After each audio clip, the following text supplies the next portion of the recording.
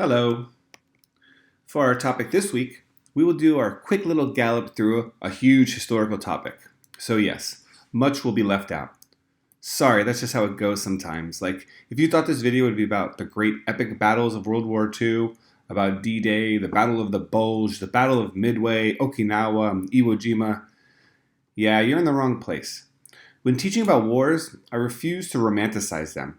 I don't want to play any role in perpetuating America's obsession with war and militarism. So instead, we will be approaching World War II from different angles and to try to see what ways America was changed by the war during and after. First, what is the big picture? Let's keep this in mind. U.S. participation in World War II transformed U.S. society, while the victory of the U.S. and its allies over the Axis powers vaulted the United States into a position of global, political, military leadership.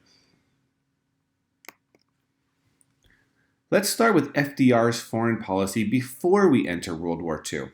We always focus so much on Roosevelt's domestic achievements in the New Deal, it's easy to overlook his foreign policy stances. FDR's good neighbor policy was a big departure from his cousin Teddy's previous Roosevelt corollary towards Latin America. FDR sought Latin American cooperation rather than pure U.S. exploitation of Latin American land, labor, and commodities. FDR focuses on economic diplomacy. Helping the U.S. economy guided every diplomatic move. He recognized the Soviet Union, and he promised a gradual release of the Philippines from U.S. control. Also, he lowered tariffs in an effort to promote global trade. FDR recognized the dangers of fascist Germany, Italy, and Japan abroad during the 1930s, but was limited by the isolationist feelings that pulsed through the nation. This American isolationism led to Congress passing the Neutrality Acts to keep the U.S. out of the wars that were already beginning in Europe and Asia. The America First Committee is formed out of this exact sentiment.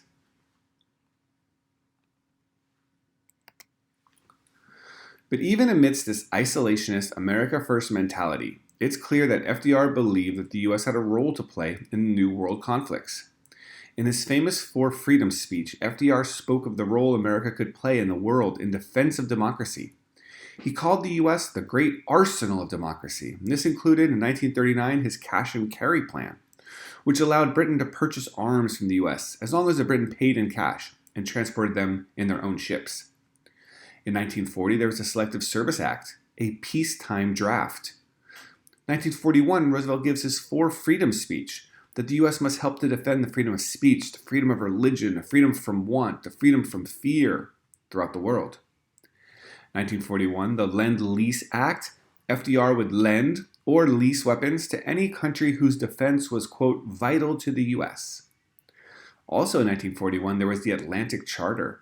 FDR and British Prime Minister Winston Churchill secretly met aboard a ship in the Atlantic Ocean and agreed to a set of common war aims. But this was before the United States was even at war. That changes quickly. On December 7, 1941, Japan attacked U.S. naval bases at Pearl Harbor on the island of Oahu in Hawaii, and also inside the Philippines. The U.S. declared war on Japan. After that, Germany and Italy declared war on the U.S. America is now officially at war. The U.S. entering World War II had significant effects on the American home front during the war. Everyone in the nation felt the impact of this global total war. Mobilization. There was the War Production Board established to manage the war industries. Income taxes were raised, war bonds were sold, and commodities were rationed, and prices were set by the government.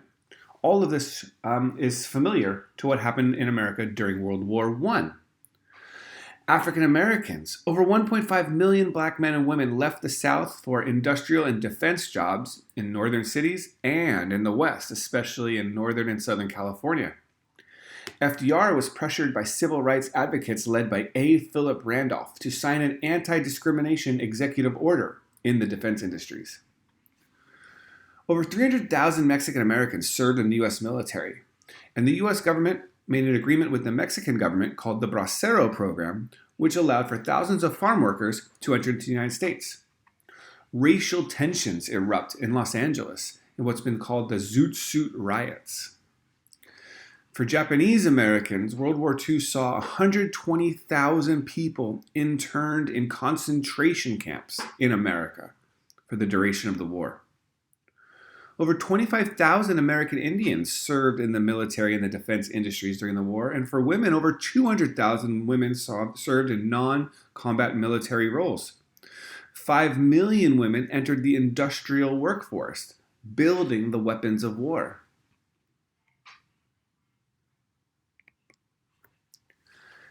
Victory for the U.S. and its allies in World War II was achieved by the summer of 1945. They achieved this victory through Allied cooperation, technological and scientific advances, the contributions of servicemen and women, and campaigns such as island hopping in the Pacific and the D-Day invasion in Europe. Also, the use of firebombs, and President Harry Truman, who took office after President Roosevelt passed away, Truman's decision to use atomic bombs on Japanese civilians and cities brought the ultimate end for the war. So finally, let's reflect on some big changes during World War II era of 1941 to 1945. First, the post-World War II world would be organized by the United States in order to promote the United States hegemony, free markets, liberal capitalist democracies, the United Nations, the World Bank, etc. This is the beginning of the so-called American century. The U.S. becomes the industrial, financial, and cultural center of the post-World War II world. New York City becomes the center of world finance, not London anymore. There's a GI Bill of Rights. 1 million servicemen get to attend college for free after World War II. 4 million servicemen received home mortgages to buy their first homes, though this GI Bill of Rights did not extend to black servicemen. The beginning of the nuclear age and a national obsession with science potential and the plastification of everything.